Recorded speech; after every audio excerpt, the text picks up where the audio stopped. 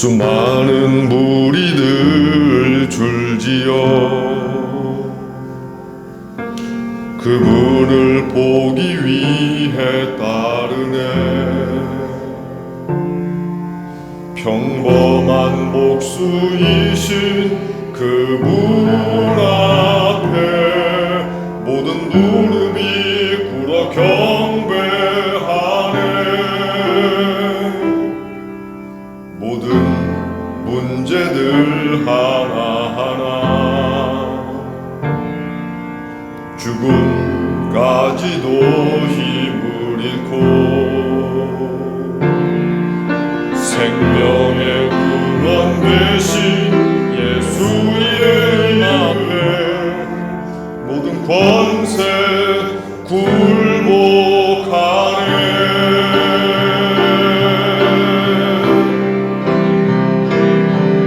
예수 이름 높이세. 능력의 그 이름 예수 이름 높이세.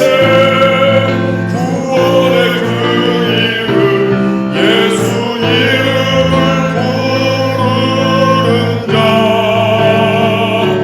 예수 이름을 믿는 자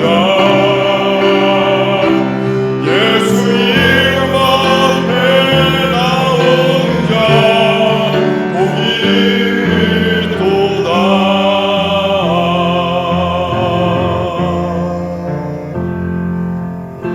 나의 계획이 실패하고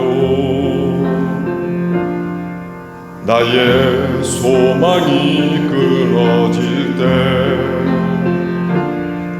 삶의 주관자 되신 그분 앞에 나의 무릎을 꿇어 경배하네. 나의 삶을 그분께 맡길 때 비로소 나의 마음 평안해. 구원의 반석 되신 예수의 이름을 소리 높여 찬송하네.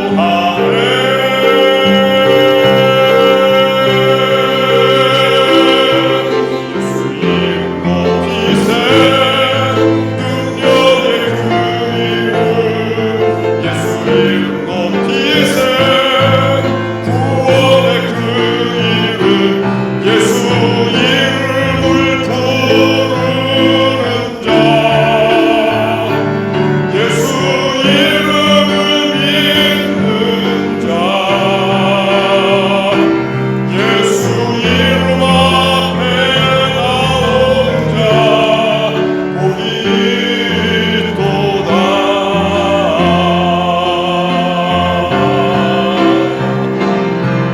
예수 이름 높이세. 능력의 그 이름 예수 이름 높이세. 구원의 그 이름 예수 이름을 부르는 자 예수 이름을 믿는 자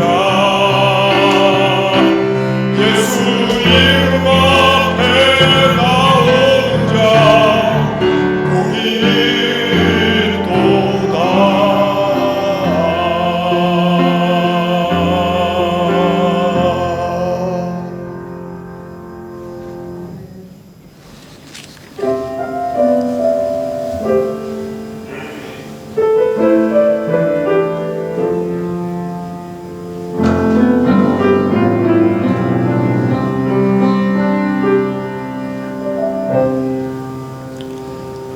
하늘을 볼 겨를도 없이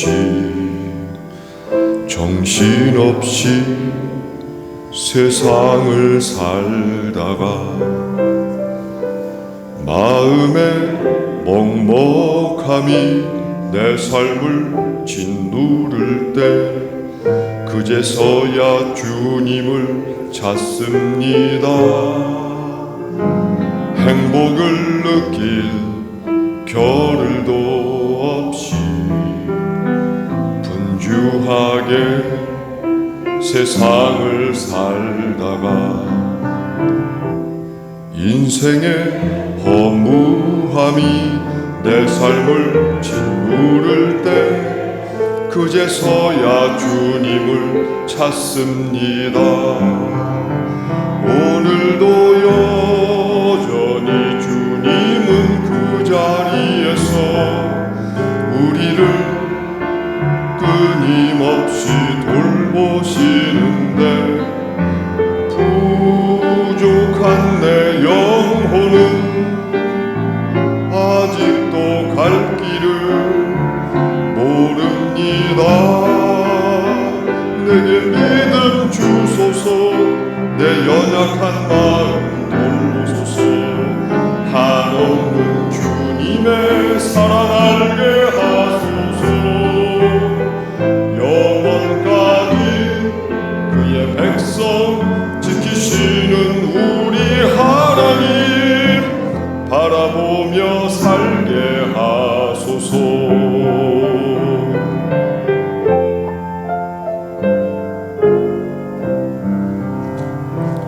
하늘을 볼 겨를도 없이 정신없이 세상을 살다가 마음의 먹먹함이 내 삶을 짓누를 때 그제서야 주님을 찾습니다. 행복을 느낄 겨를도 없이 분주하게 세상을 살다가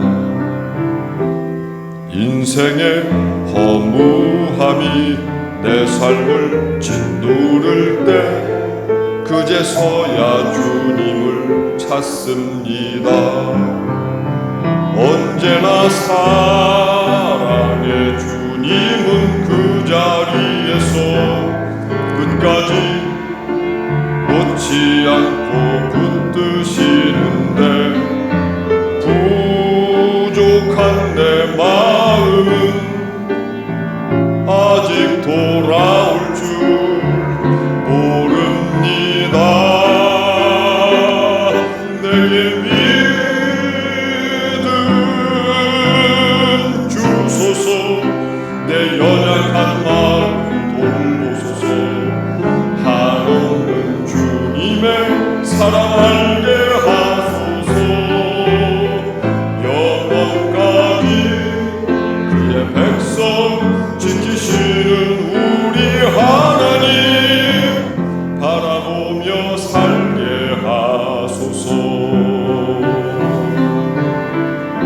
하늘 보며 살게 하소서.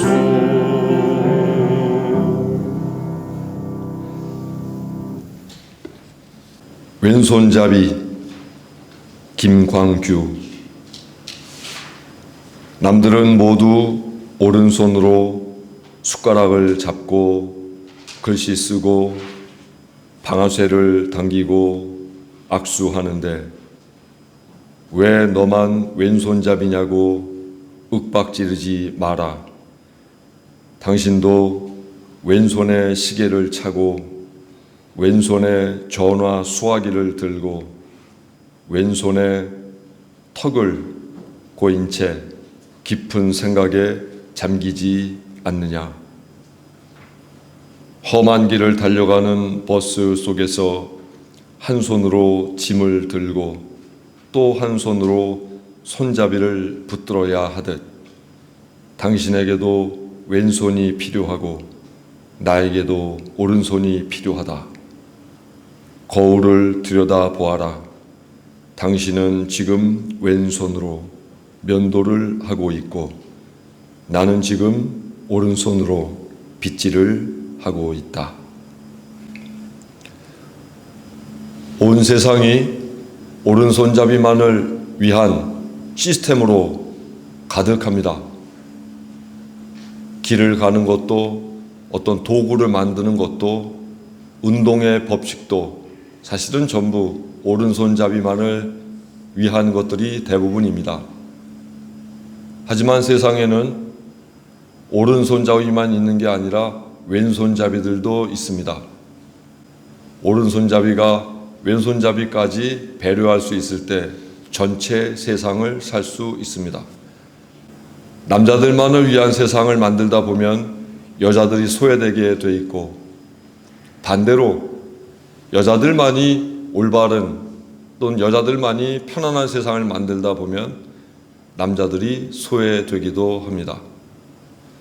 요즘은 비건이라고 해서 채식만을 하는 사람들이 있습니다. 고기를 먹지 않습니다. 고기를 먹는 사람들이 너는 왜 고기를 먹지 않느냐고 이야기하면 점점 그 숫자가 늘고 있는 비건, 채식주의자들을 소외하는 꼴이 되고, 채식주의자들이 너는 왜 동물복지, 환경보호 위해서 고기를 먹는 걸 거부하지 않느냐고 이야기하게 되면 채식주의자들은 또 반쪽짜리 인생을 살게 됩니다. 너는 나라가 이런데 왜 보수주의냐고 이야기하게 되면 진보주의자들이 소외되고, 너는 왜 진보만을 외치냐고 이야기하면 보수주의자들이 소외되게 됩니다. 세상 어느 한쪽을 택하는 순간 하나님이 만들어 놓으신 세상 중 우리는 반쪽을 잃어버리게 됩니다. 성도 여러분, 얕은 지식에 의거하여 반쪽짜리 세상을 살겠습니까? 아니면 너그럽게 왼손잡이도 받아주고 오른손잡이도 인정해주는 전체 세상을 살겠습니까? 고기를 먹는 사람이 고기를 먹지 않는 사람을 배제하는 것이 옳습니까? 아니면은 그 사람이 고기를 먹지 않는다고 하니 맛있는 채소를 그 사람에게 가져다 주는 것이 그리스도인답겠습니까? 저는 우리 원천교회 교우들만은 어느 한쪽을 배제하고 내가 오른쪽만 선택하는 그런 무지한 행동과 처신에서 좀 벗어났으면 좋겠습니다. 하나님은 오른손잡이도 좋아하시고 왼손잡이도 좋아하십니다.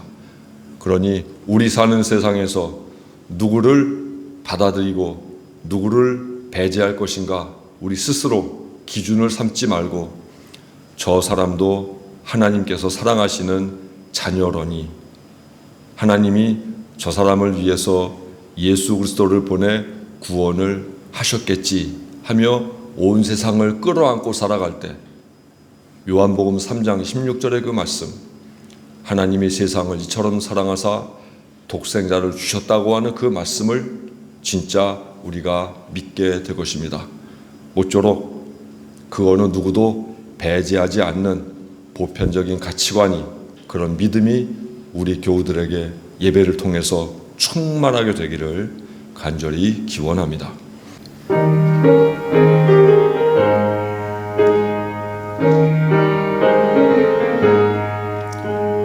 슬픈 마음 있는 사람 예수 이름 믿으면 영원토록 변함없는 기쁜 마음 얻으리. 예수의 이름은 세상의 소망이요, 예수의 이름은 천국의 기쁨일세. 거룩하신 주의 이름 너의 방패 삼아라. 환난 시험 당할 때에 주께 기도드려라. 예수의 이름은 세상의 소망이요, 예수의 이름은 천국의 기쁨일세. 존귀하신 주의 이름 우리 기쁨 되도다. 주의 품에 안길 때에 기뻐 찬송 부르리. 예수의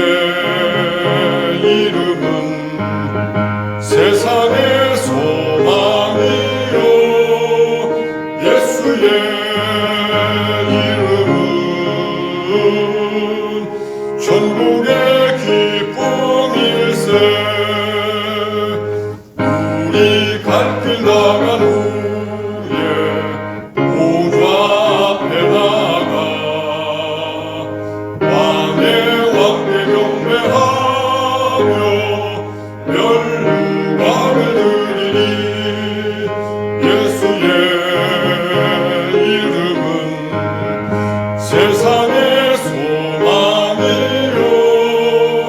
예수의 이름은 천국의 기쁨일세.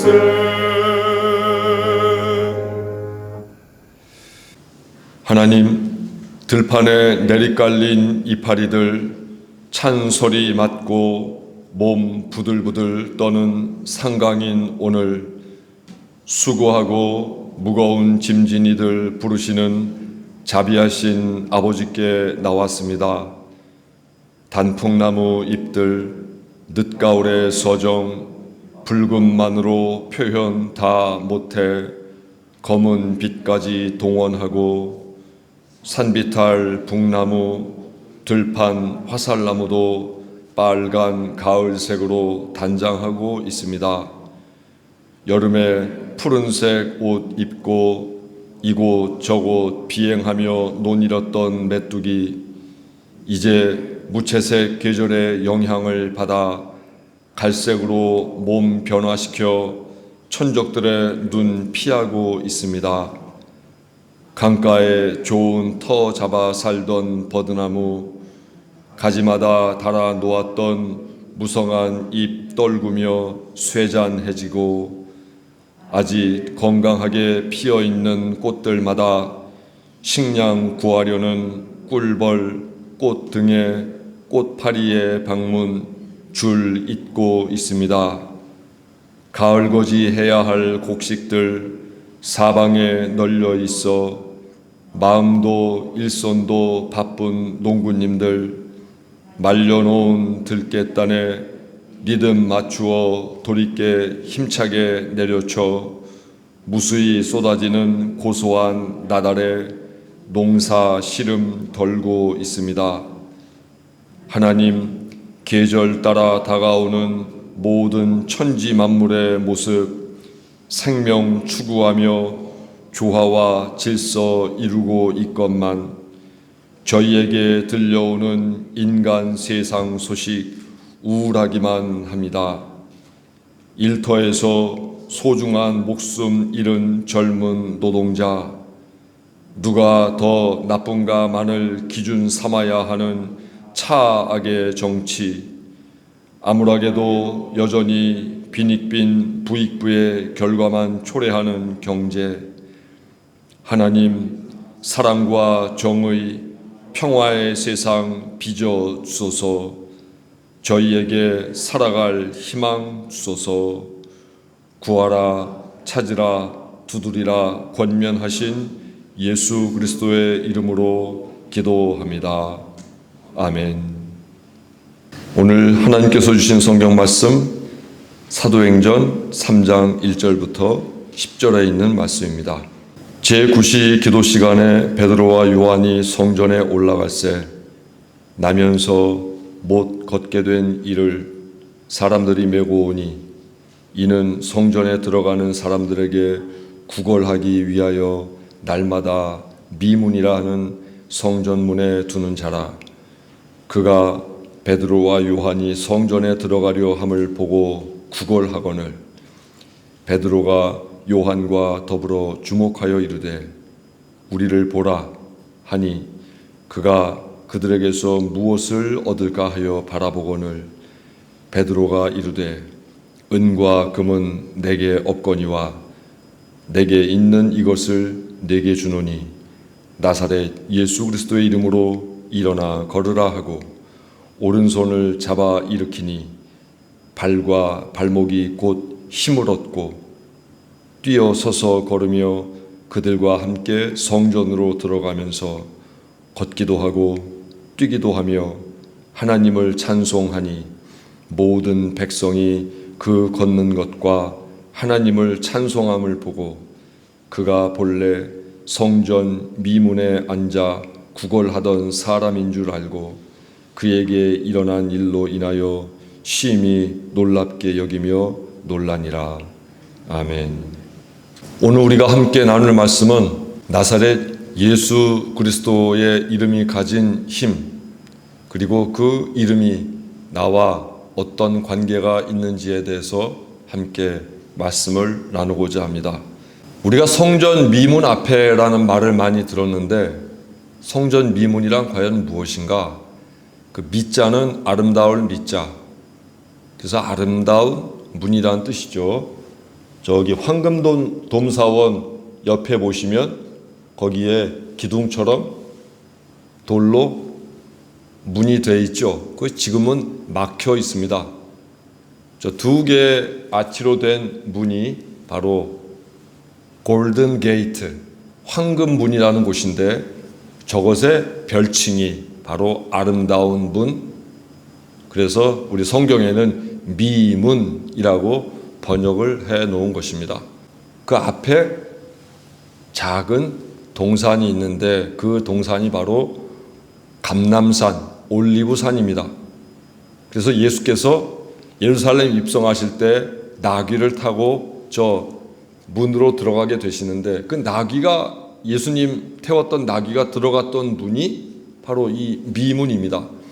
그러니까 사도행전에만 나오는 게 아니라 예수께서 십자가를 지시러 예루살렘 성 입성하실 때에도 저 문을 이용했고 또 오늘 말씀에서도 구걸하는 이가 바로 저 황금문 앞에 앉아서 사람들에게 구걸을 했던 것입니다.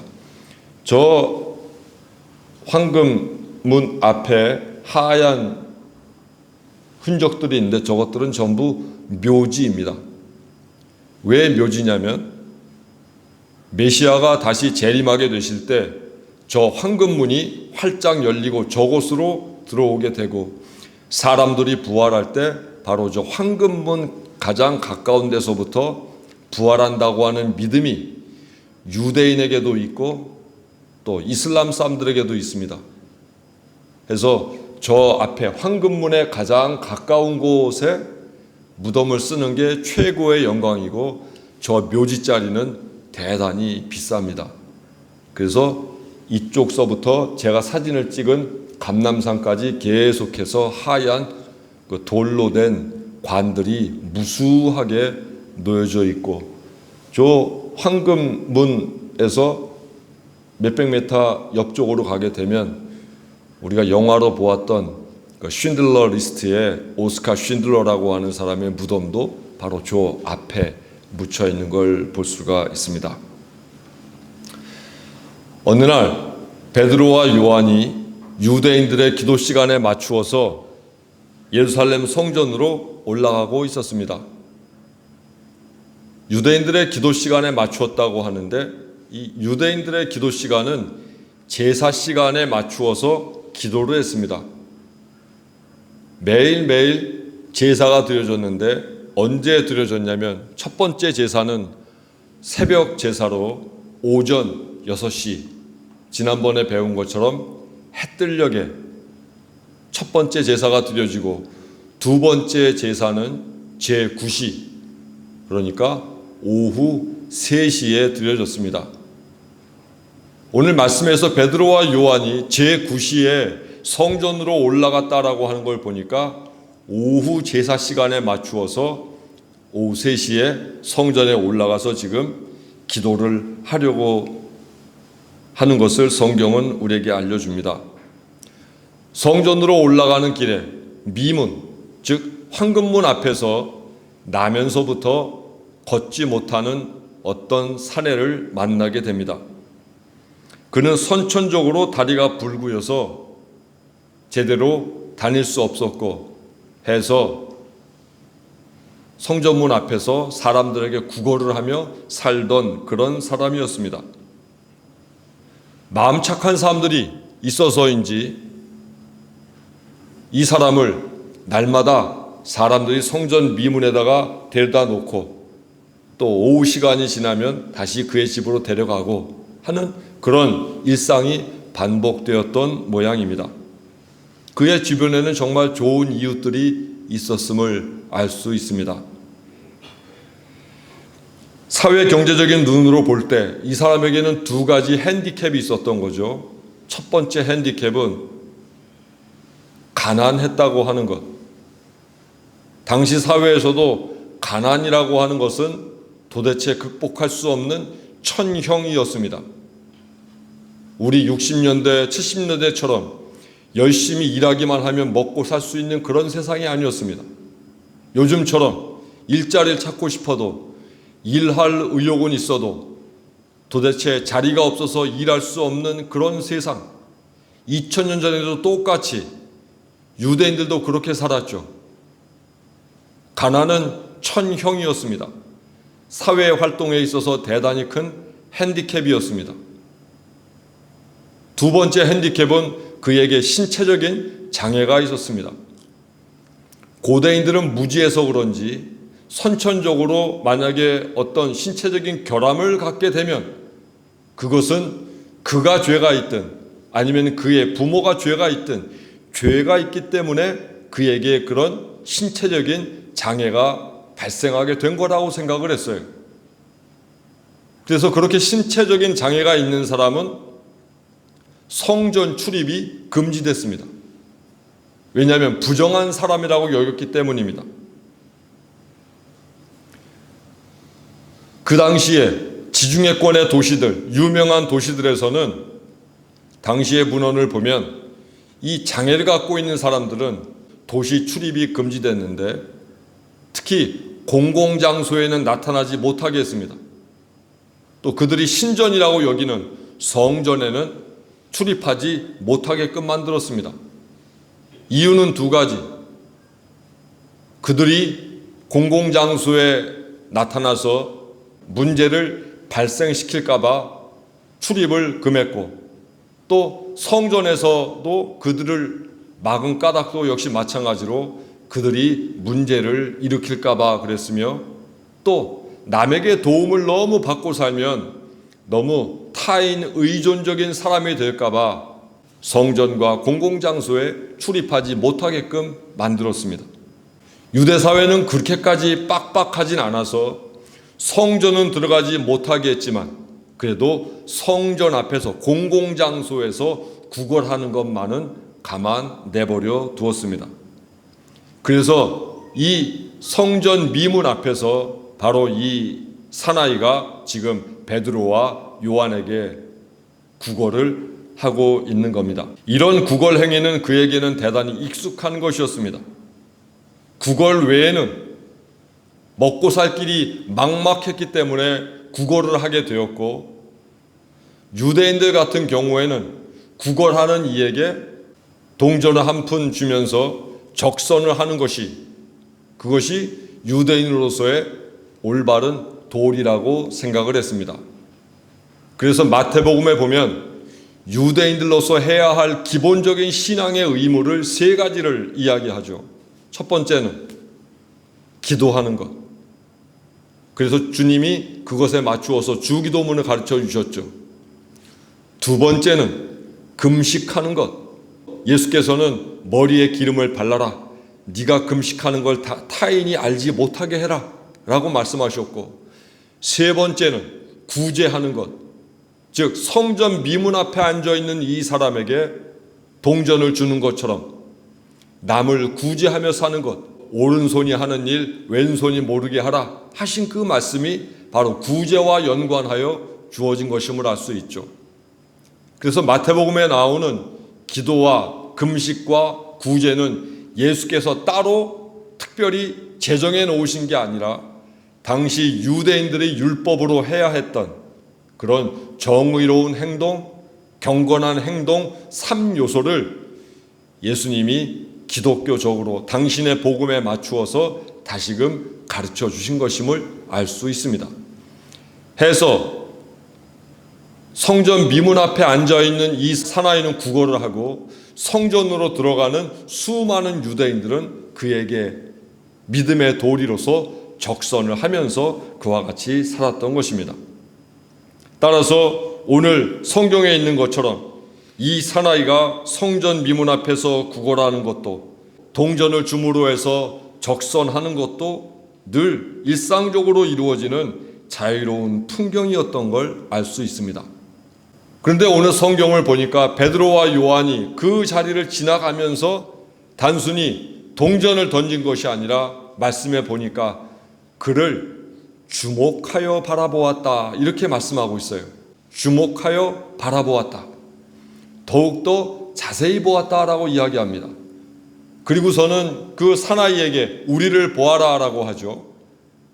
그때 보다와 베드로와 요한이 이 사나이를 주목하여 보았다라고 하는 게 전혀 다른 그리스어 동사가 사용되고 있습니다. 무언가를 관찰하고 더욱더 깊이 세심하게 살피는 용어, 그것이 베드로가 또 요한이 그 사나이를 주목하여 보았다라고 하는 동사의 진정한 의미입니다.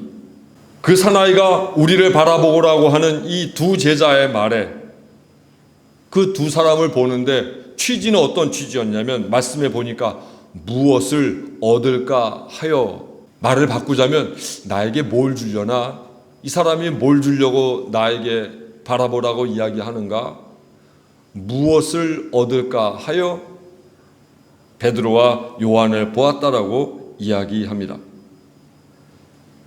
다른 사람이 그에게 적선한 것처럼 아마도 베드로와 요한도 그렇게 적선하리라 믿었을 거고, 남들이 하나 주면 동전을 2개쯤 주려나 하고서 그는 베드로와 요한을 바라보았습니다. 그러나 그에게 주어진 것은 그의 기대와는 전혀 다른 것이었습니다. 우리가 잘 아는 것처럼 베드로는 이야기합니다. 은과 금은 내게 없거니와 내가 있는 것으로 내게 주노니 나사렛 예수 그리스도의 이름으로 일어나 걸으라라고 말했습니다. 그리고서는 베드로는 그의 오른손을 붙잡아서 일으켰습니다. 그때 놀라운 일이 벌어지게 되었습니다. 평생 걸을 수 없었던 그가 일어나 걷게 되는 놀라운 일이 생기게 되었습니다. 그의 발과 발목에 힘이 들어갔고 그는 우뚝 서서 걷기도 하고 뛰기도 하면서 맨 처음 할 일, 그토록 들어가고 싶었던 성전 안에 들어가서 찬양을 부르게 되었습니다. 반대로 뒤집어 보면 이미 성전 안에서 예배하고 있는 우리는 그 어떤 사나이가 평생 동안 원했던 그 소원을 이미 우리는 이루고 하루하루를 이렇게 살아가는 것 아니겠습니까?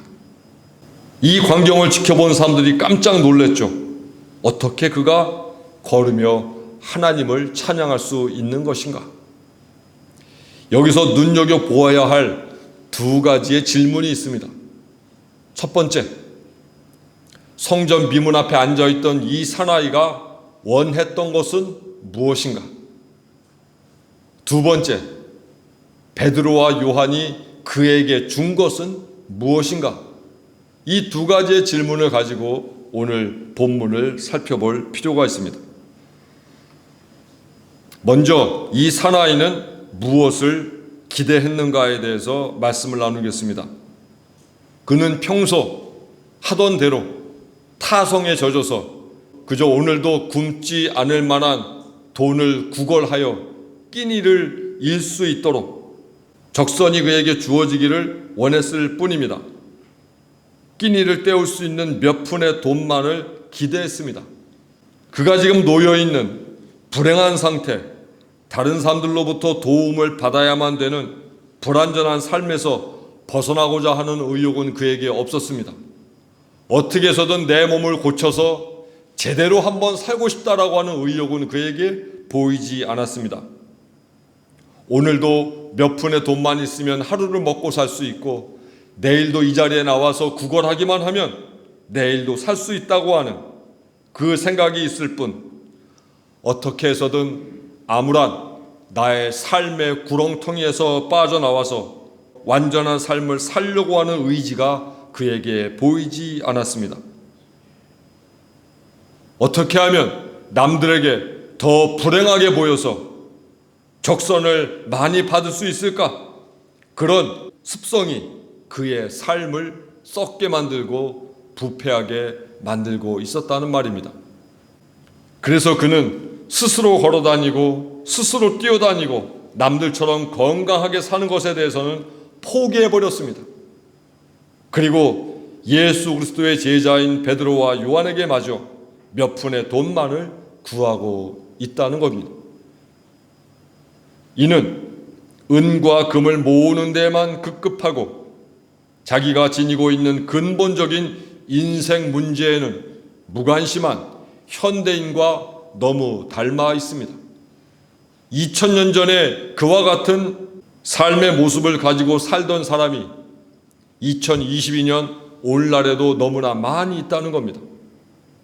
그에게 정작 필요한 건 은과 금이 아니라 자기 인생 문제의 해결이었습니다. 그런데 우리는 어떻습니까? 우리는 은과 금을 모으며 살아가고자 거기에 관심을 두고 삽니까?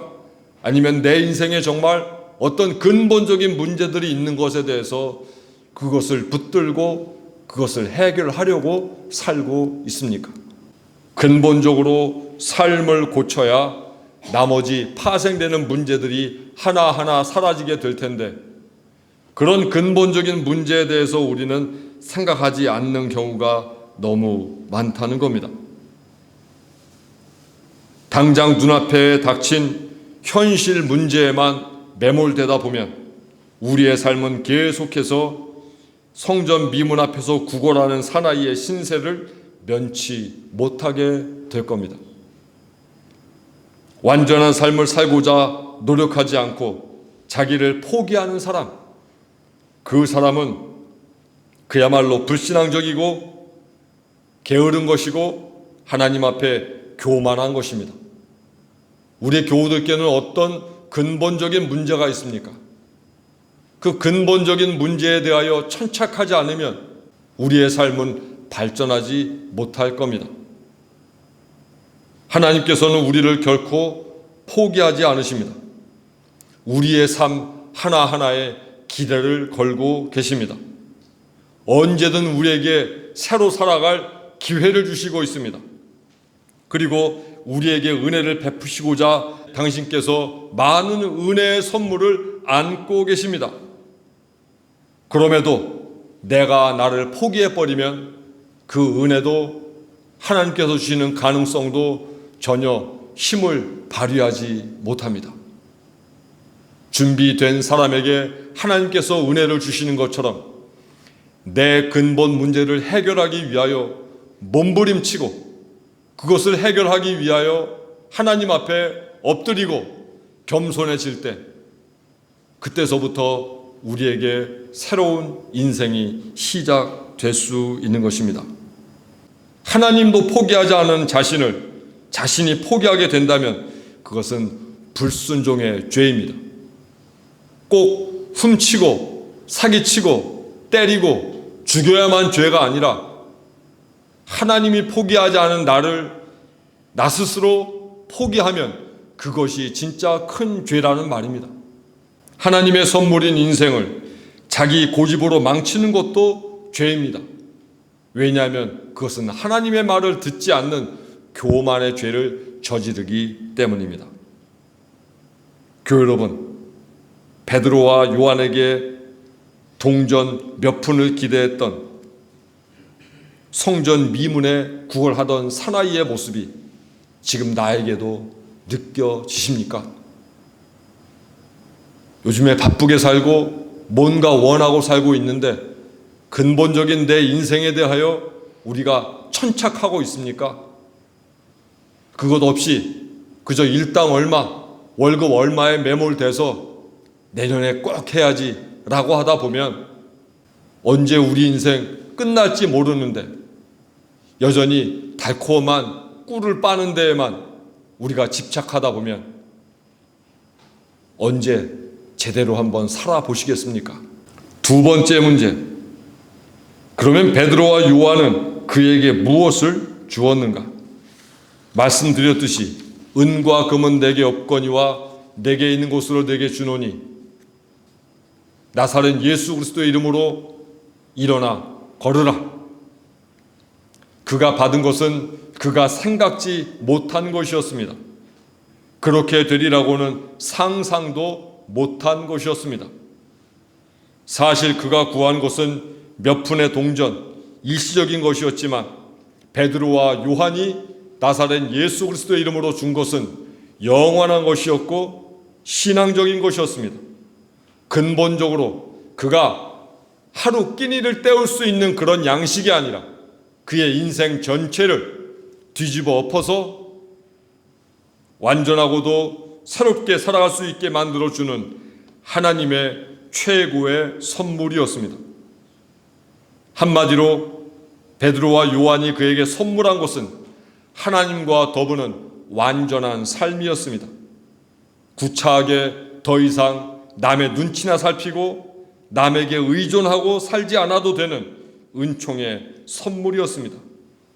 더구나 몸에 장애가 있어서 성전에조차도 갈 수 없는 그가 이제는 하나님 앞에서 걷고 뛰며 찬송 부를 수 있는 근본적인 삶의 변화를 느끼게 된 것입니다. 그것은 그의 평생의 소원이었는데 그 평생의 소원을 그가 이룰 수 있게 된 것입니다.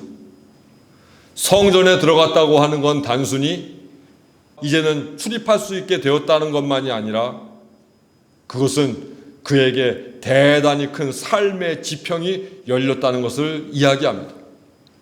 첫 번째로는 하나님과의 관계가 회복되었습니다. 하나님께 기도할 수 있게 되었고 하나님께 제사할 수 있게 되었습니다. 불행한 일이 닥칠 때 하나님 앞에서 성전에 나아가 울 수도 있고 좋은 일이 생겼을 때 하나님 앞에 감사하며 기뻐하며 찬양할 수 있는 기회가 그의 삶에 생기게 된 것입니다.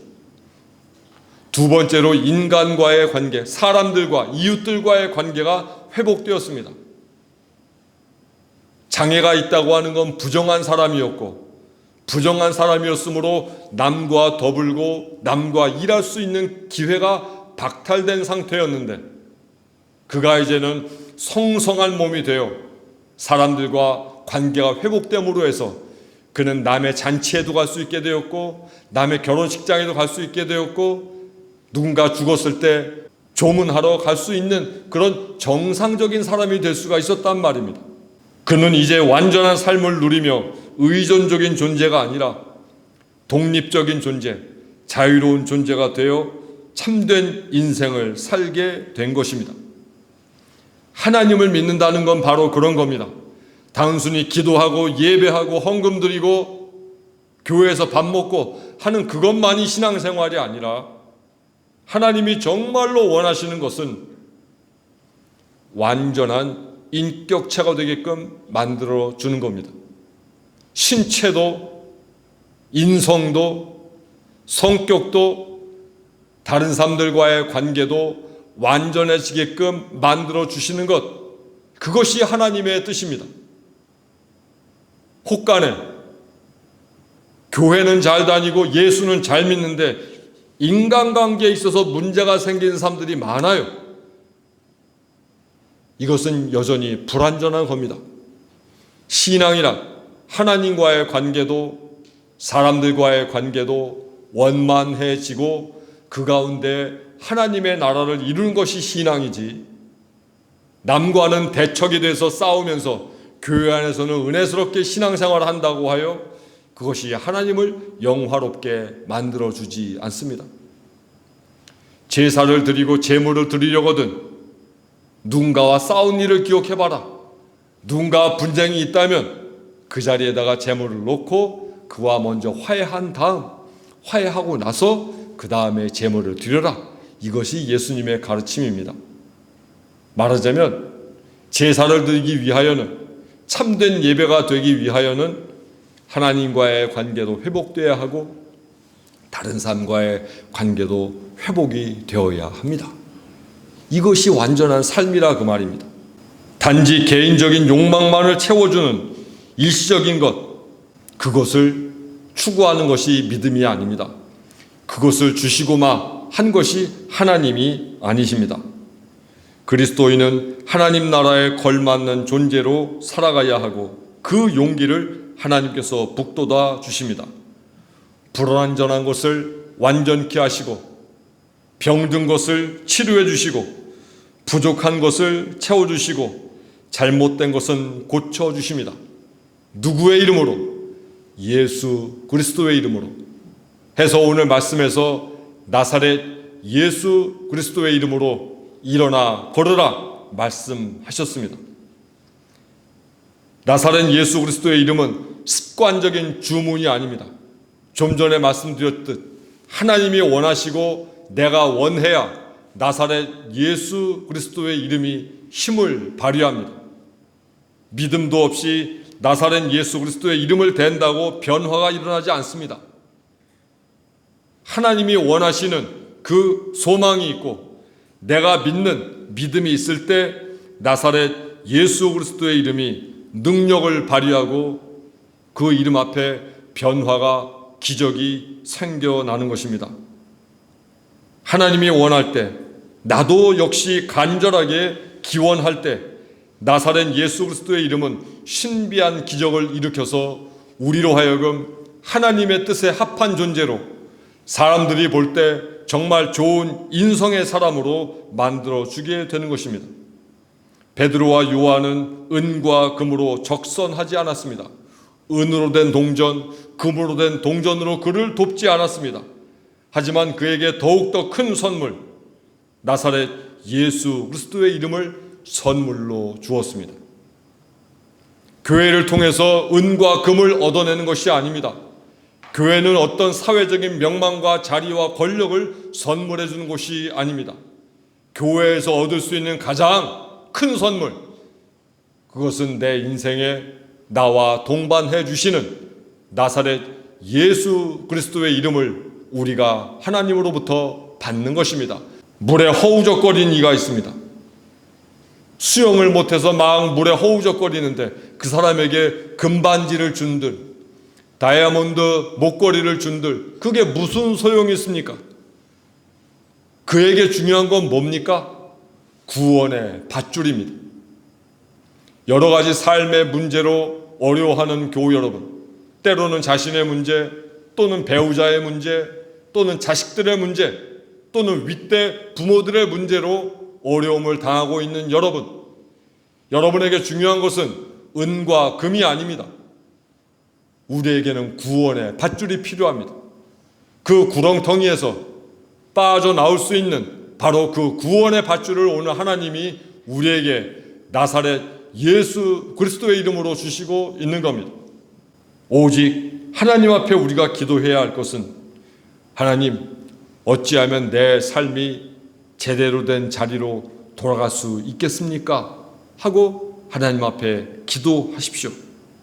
농부가 그저 이곳저곳 씨를 뿌리다 보면 덜어는 길가밭에, 덜어는 돌짝밭에, 덜어는 가시덤불에, 덜어는 좋은 땅에 떨어질 때 좋은 땅에 떨어진 그 씨가 30배, 60배, 100배 열매를 거두는 것처럼 우리가 하나님 앞에 그저 씨를 뿌리듯, 하나님, 내 인생 제 궤도에 올라갈 수 있도록 도와주옵소서라고 기도하기만 하면 그 기도가 모이고 모여서 결국 내 인생의 30배, 60배, 100배의 열매를 거두게끔 만드는 것입니다.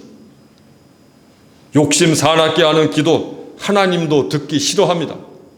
반면 모든 마음을 비우고 하나님 제대로 살게 하소서 기도하기만 하면 그에 필요한 것을 적절히 하나님이 주시는 겁니다.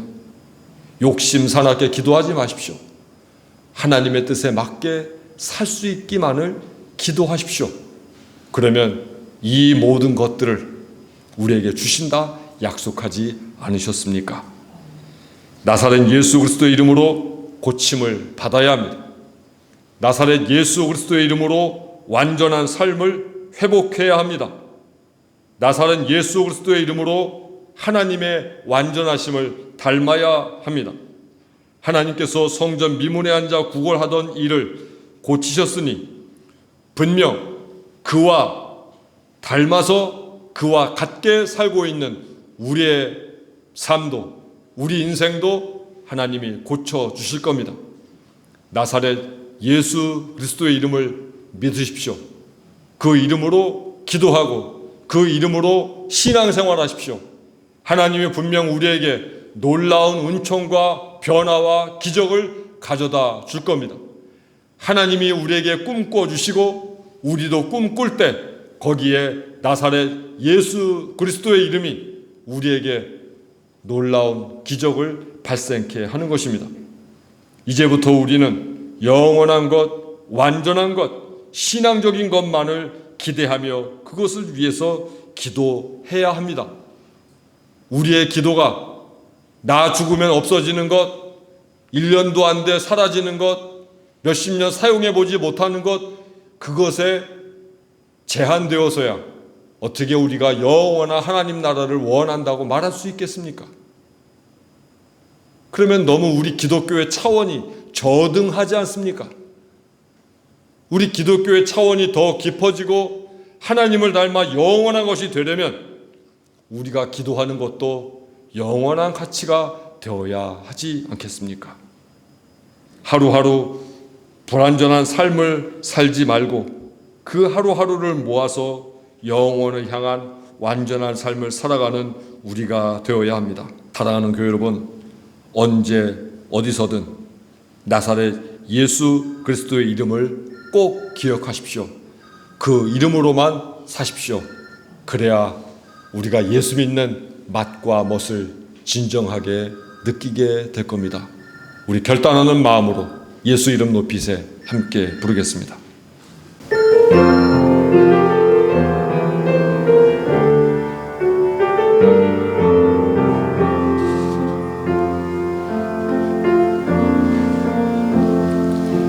수많은 무리들 줄지어 그분을 보기 위해 따르네. 평범한 목수이신 그분 앞에 모든 무릎이 꿇어 경배하네. 모든 문제들 하나하나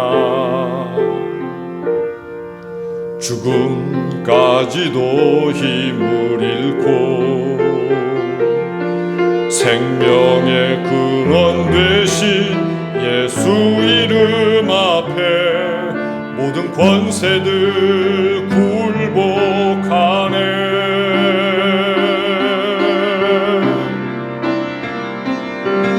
예수 이름 높이세 능력의 그 이름 예수 이름 높이세 구원의 그 이름 예수 이름을 부르는 자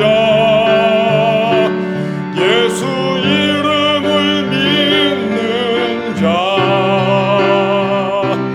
예수 이름 앞에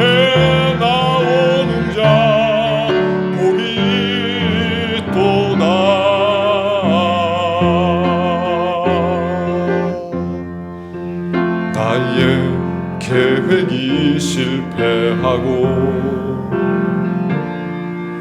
나의 소망이 끊어질 때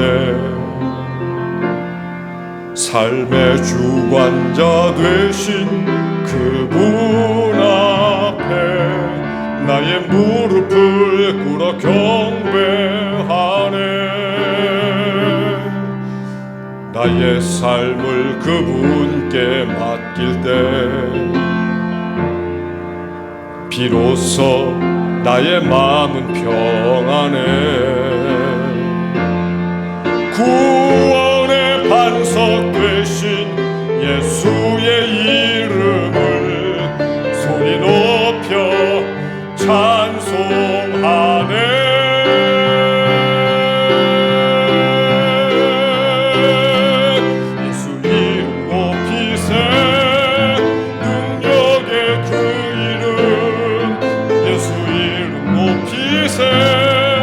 구원의 그 이름 예수 이름을 부르는 자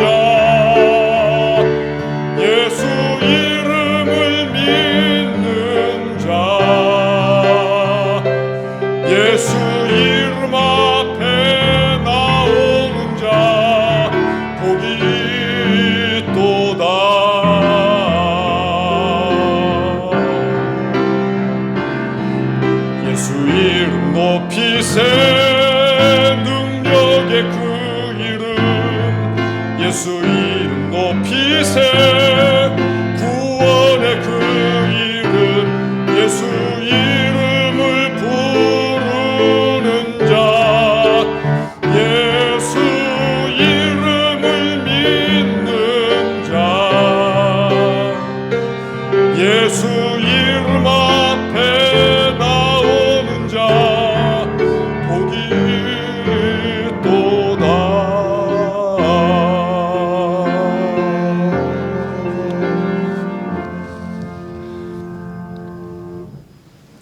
하나님, 예루살렘 성전 미문에 앉아 그저 하루하루 구걸하는 것만으로 끼니를 때울 수 있는 것만으로 만족하면서 생의 변화와 생의 기적을 믿지 않으며 남에게 더 불쌍하게 보이려고만 했던 불쌍한 인생 처지에 놓였던 이 사나이가 나사렛 예수 그리스도의 이름으로 변화된 삶을 사는 것을 보면서 그 사나이와 너무나 닮아 있는 저희 인생을 다시 한번 돌아보게 되었습니다. 아버지, 이제 그 이름 나사렛 예수 그리스도를 기억하게 하옵소서. 그 이름으로 변화된 삶을 살아가게 하옵소서. 해서 하나님의 뜻에 합하며 나 자신도 만족하며 이웃들에게도 본받을 만한 삶의 주인공이 되게 하옵소서. 오늘 말씀을 통하여 우리 모두가 변화되어 오늘 말씀 이전과 이후의 삶이 달라지게 하옵소서. 예수 그리스도의 이름으로 기도합니다. 아멘. 우리 함께 인사 나누시겠습니다. 나사렛 예수 그리스도의 이름으로 살겠습니다.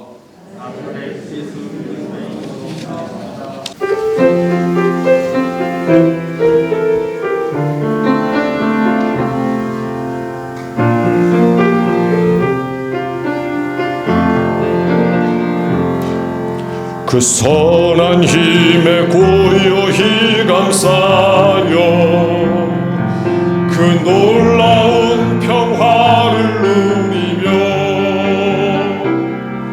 나 그대들과 함께 걸어가네. 나 그대들과 한 해를 여네. 지나간 허물 어둠의 날들이 무겁게 내 영혼 짓눌러도 오 주여 우릴 외면치 마시고 약속의 구원을 이루소서. 그 선한 힘이 우리 감싸시니 믿음으로 일어나길 기대하네. 주 언제나 우리와 함께 계셔 하루 또 하루가 늘 새로워.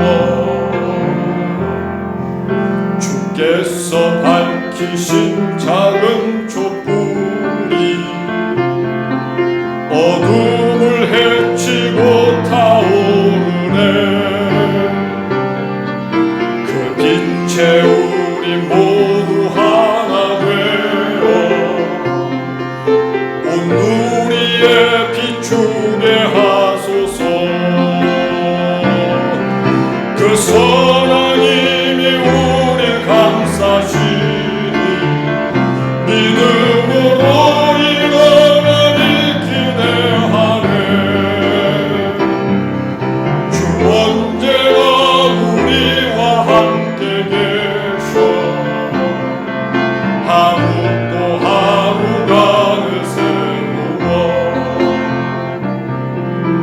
고요함이 깊이 번져갈 때